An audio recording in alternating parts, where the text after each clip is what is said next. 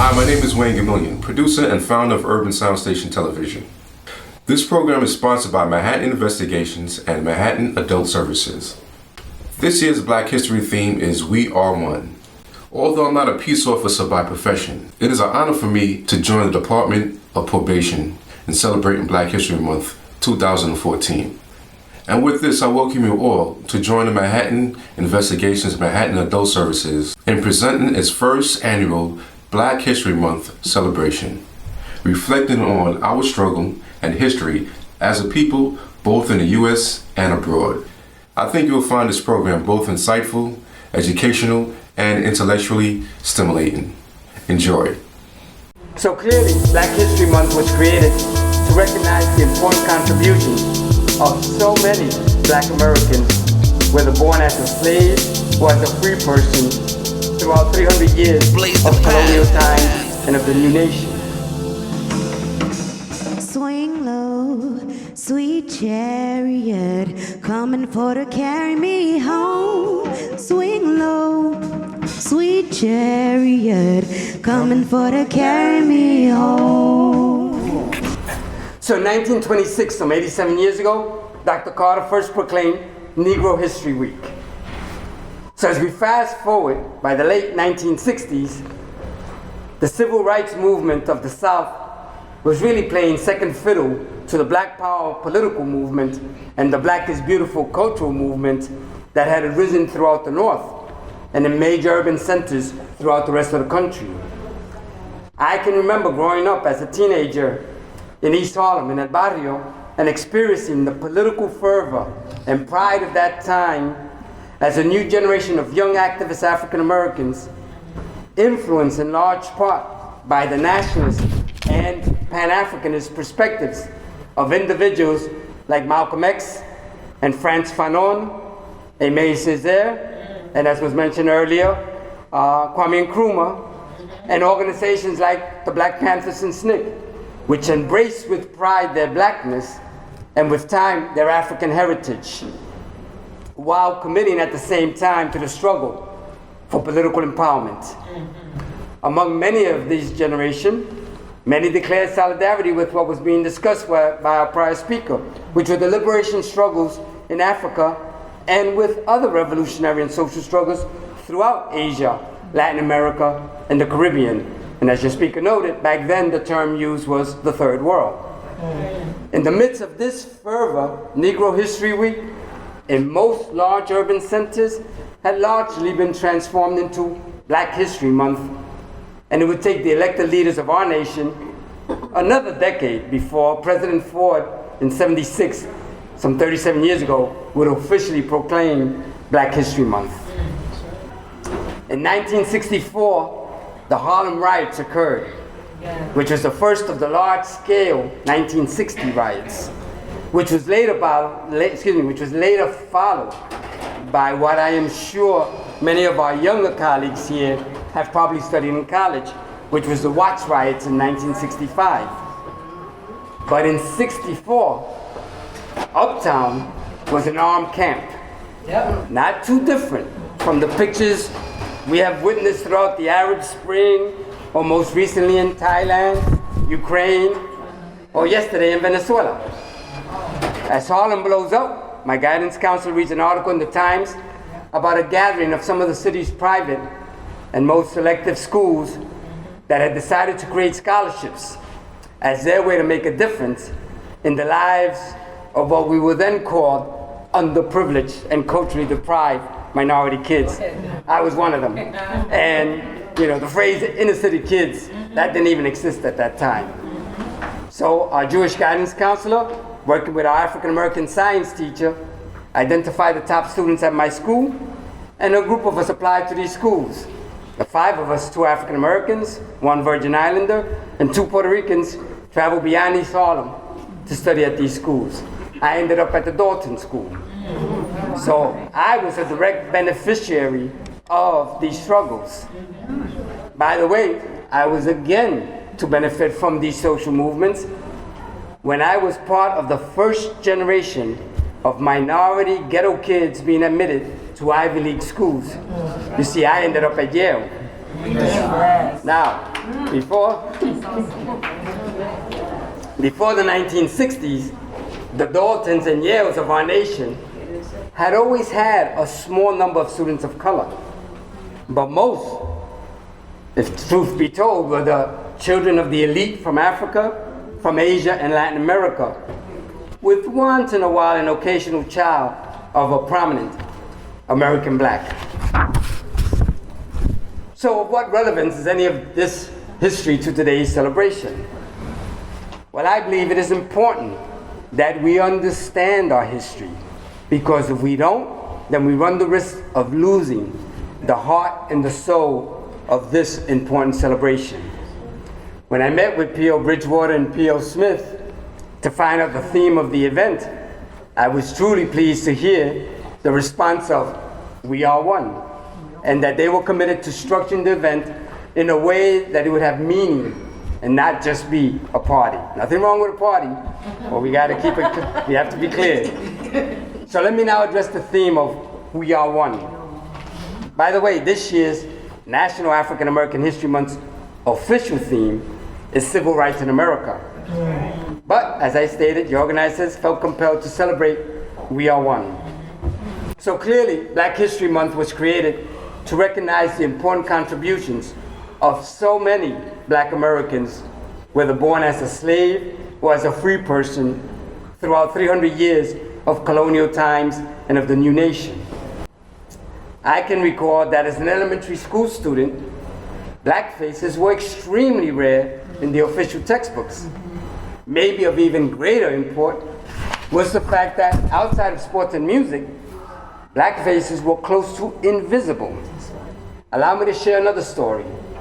The year was 1968. Martin Luther King had been murdered in April. Bobby Kennedy was killed in June. And as the new September TV lineup was announced, I can still recall the excitement that was generated when we learned that Diane Carroll was going to have the lead role as Julia in a TV series playing the role of a nurse who was also a single black mom. Trust me when I tell you that at least in New York City, every Black and Puerto Rican family was glued to their television set as this monumental event was about to take place. By the way, all of the rest of America reacted too, because Julia was one of the top 10 TV series watched that year. So from Julia in 68, let's flip the numbers, to Oprah in 86, or from King's assassination in 68, to Obama's election in 08. The progress has been nothing short of monumental. Yes. So this, and Chita also. You can tell the Latinos are in the house. All right. So it is very important that we always remember that history and that we pay tribute to our African American brothers and sisters whose enslaved ancestors, as well as the much smaller percentage of ancestors that were free persons, that these ancestors were such an important part of this nation's development. And we should always pay tribute to those that during the struggles of the 50s and the 60s put everything on the front line, including their lives, to democratize our nation. These struggles are directly related to the space that has been created and the opportunities that so many of us enjoy. And all of America should always pay tribute to that history because it is an integral part of the nation's history. But today we find ourselves in the 21st century. And the idea of "we are one" is a call to celebrate the diversity, the richness that today defines the blackness of our nation. First, as we lawyers are prone to say, the historical record must be made complete. And therefore, we must give credit to the sons and the daughters of the African diaspora that came from other lands. Many of you may very well have come from those lands and that have at one point or another landed on these shores, or whose children that have been raised on these shores have made significant contributions to Black American history. whether it be the venerable Pierre Toussaint, a Haitian born in slavery who becomes a prominent New Yorker during the late 1790s and 1800s, and who may eventually be canonized as the first Roman Catholic African American saint. Or whether it be Arturo Alfonso, and yes, that was his name, Arturo Alfonso Schomburg, a Puerto Rican, who becomes a New Yorker in the late 1800s and early 1900s, and who compiles the largest collection of books and articles on people of African descent, and whose private collection becomes the foundation for the Schomburg Library up in Harlem. By the way, Schomburg co-founded the Negro Society for Historical Research a few years actually before Dr. Goodson founded his association. Or whether it be Marcus Garvey, a prominent advocate of the Black Back to Africa movement, who was a Jamaican who spent a decade in Harlem before he was deported. Or whether it be Harlem's own Harold George Belafonte Jr., better known by most of us as Harry Belafonte, a son of a Jamaican mother and a Martinican dad, who, according to Wikipedia, for what that's worth, is one of the most successful African-American pop stars in history. But to many of us, Belafonte is even more. For over 50 years, he has been one of the nation's leading civil rights activists. He was there over 50 years ago with Dr. King, and at his old age, he still says presente today. Or whether it be Basil Alexander Patterson, son of a Jamaican mother, and I'm sorry if I mispronounce this, a Cariocan father, who's an integral part of the Wrangell, Sutton, Dinkins, Patterson, Harlem, and Manhattan leadership, and the father of New York State's first African-American governor. Or whether it be, and I know he's somewhat controversial, or whether it be the Bronx own Louis Eugene Walcott, son of a mother from St. Kitts and a father from Jamaica, but who really grew up with his Barbadian stepdad, who is better known today as Minister Louis Farrakhan. Or whether it be East Harlem's own Malta Moreno Vega, daughter of Puerto Rican parents and the founder and longtime driving force behind the Franklin H. Williams Caribbean Cultural Center Diaspora Institute in New York City. Or whether it be Harlem born, but the Bronx can claim him, Bronx raised Colin Powell, the first four-star African-American general, the son of Jamaican parents. Or whether it be a certain young lady by the name of Onika Tanya Mirage, Queen's own pop star, Nicki Minaj, who was born in Trinidad and Tobago. Or whether it be the Bronx's Eric Hampton Holder Jr., the nation's Attorney General, whose father was from Barbados, and his grandparents on his mother's side were also Barbadians. Two, of course, last but not least, our president, who is the son of a Kenyan father, and as we all know, a mother from Kansas.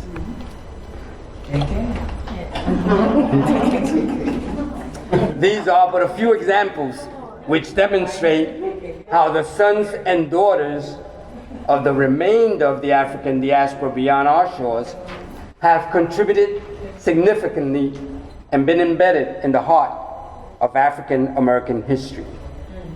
So I'm going to keep it with my stories. Let's go with Adam Clay Powell Jr., a past pastor of Harlem's Abyssinian Church. This is more on the gossipy side. And in his time, the most powerful African American elected official, who was eventually challenged by Charles Wrangell, the son of an African American mother and a Puerto Rican father. Now I still remember watching the Puerto Rican Day Parade as a little boy on television, and my dad making sure that I knew that Charlie Wrangell was part Puerto Rican. No, as he would say, that Ranheads from Ponce.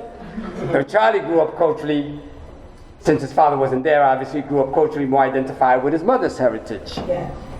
And as fate would have it, Adam Clay Powell IV, Powell's son, would eventually challenge, without success, Congressman Wrangell. Except that Adam's mother was the Puerto Rican, and he grew up in Puerto Rico, and since his father wasn't there, basically identified stronger with his mother's heritage.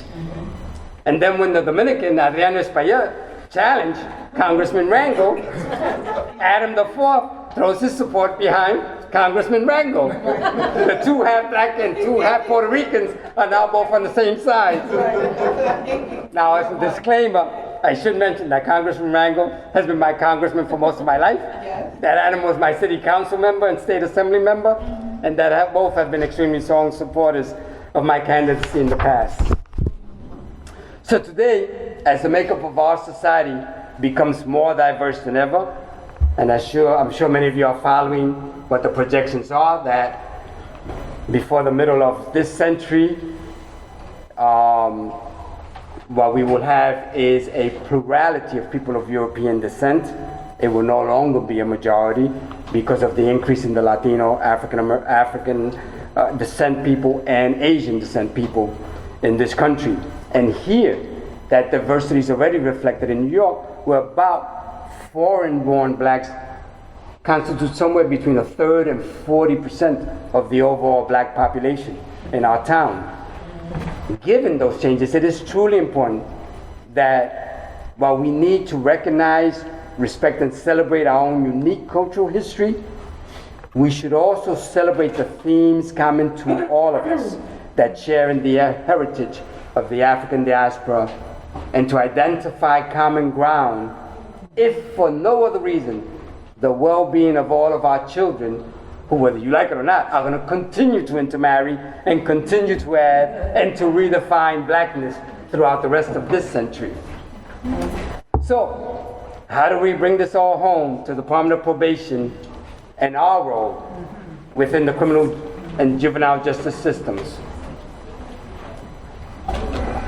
I think it is a fair statement that each and every one of us is called to carry the mantle forward.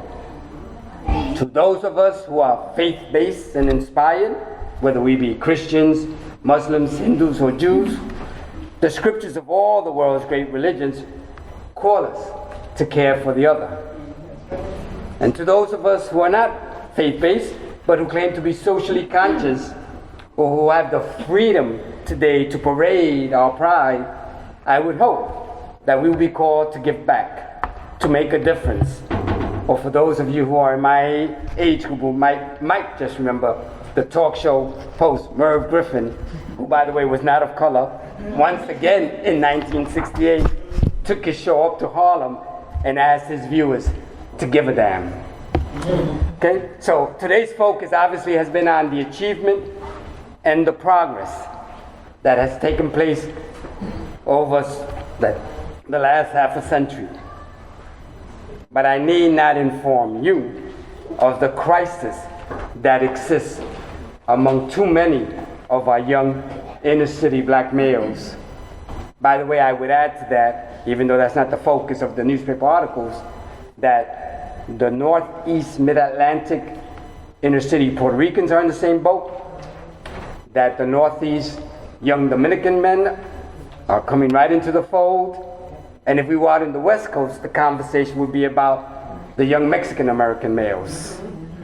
And if true be told, there is an awareness that is growing that poses the question whether America today has a crisis with our males, period. But whether the worst manifestation of that, unfortunately, is in our community. And some of these articles have begun to make the front page of the Times, for whatever that's worth. So, I think we're called to serve as role models for these young people, most especially for the young people of color, but really for all, so that they can see that we are as capable as anyone else that serves in this important position, and that they should strive to be someone in the future. Sometimes that means having to respond above and beyond, as I have had the pleasure of watching some of you, like Probation Officer Bridgewater with Robert Renz, who, by the way, was not a young man of color, but boy, did he ever go above and beyond with that case. Or as Probation Officer Seeley does, oftentimes in my courtroom, taking extra time to speak to some of these young people. Or as some of you who are responsible for writing those reports, especially for my young people, who go above and beyond to give me as much information so I can hopefully try to make an intelligent decision. I know that this may be asking much of us, but when I feel overwhelmed, I sit back and say to myself, I think I got it hard. I cannot imagine what it must have been like for those who look like me 150 years ago. So calm down and let's take care of business. You know?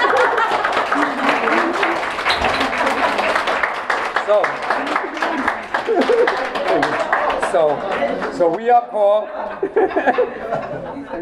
not just to do our jobs, but to bring forth our knowledge and our experiences in helping to shape the department's policies and to advocate for change whenever necessary. You never know when that seed will bear fruit. And I'll leave you with the final story of the afternoon. You see, there once was a very troubled young man, but a smart young man, who was nothing more than a minor criminal, not unlike many of the young people you supervise. Then that young man ended up in jail. He found his history, he found his bearings while in prison, and he found faith and became one of the most important and powerful African American individuals of the 20th century. Malcolm X, later known as El-Haj Malik al-Shabazz, like many activists of his time, stressed the importance of knowing your history. But what often separated Malcolm from many was his internationalist perspective, his Pan-Africanist perspective. He advocated the use of the term African American when Black America had just woken up to embracing their blackness and was moving to adopt the term of black to self-describe as opposed to Negro or colored. And interestingly enough, while he's been gone from the planet, some say he's around in other forms, today we gather to celebrate what has officially become known as National African American History Month. And we gather here to celebrate that from all the walks of the African diaspora, we are one. So I pray that each of you either has found your voice or may one day find your voice, and that on your personal journey, you might serve to be the catalyst that redirects a troubled young boy's or young girl's life. That you may enjoy a glorious retirement, knowing you made a difference in the life of our young people. Thank you again for the honor of addressing you today.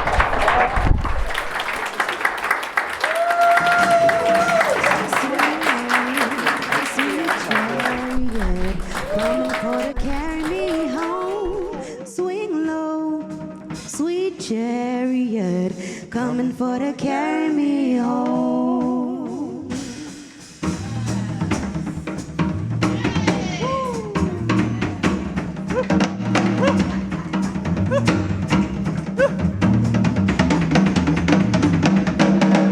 Swing low, sweet chariot coming for to carry me home. Swing low, sweet chariot coming for to carry me home.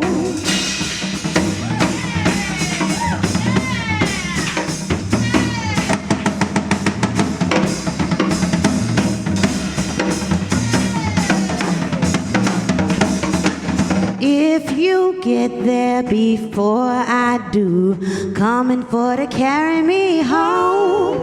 Tell all my friends I'm coming to, coming for to carry me home.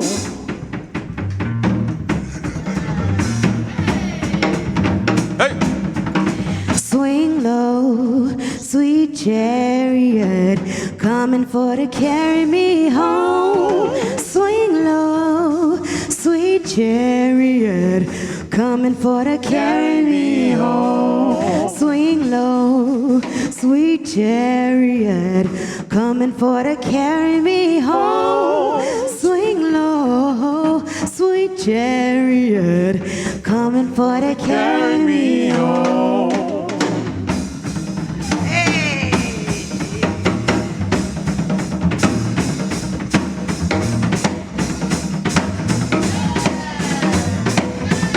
Sometimes the question has been raised about why black men fight and have fought for this country. It is the black man's implacable will to be free that makes him fight for this country. And it is that same will that will make him fight this country.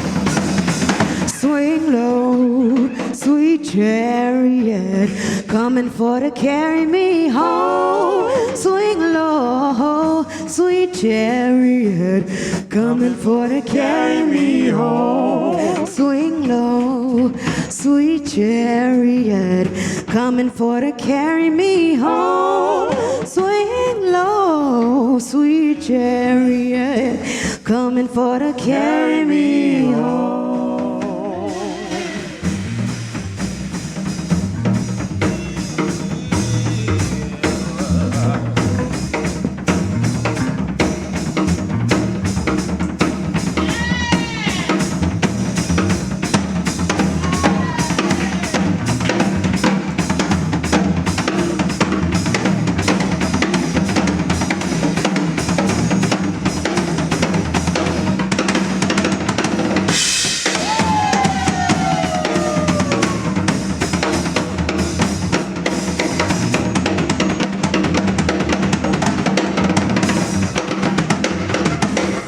I'm the son of a black man from Kenya and a white woman from Kansas.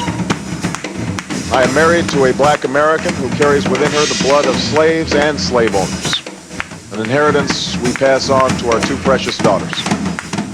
I have brothers, sisters, nieces, nephews, uncles, and cousins of every race and every hue scattered across 3 continents, and for as long as I live, I will never forget that in no other country on earth is my story even possible.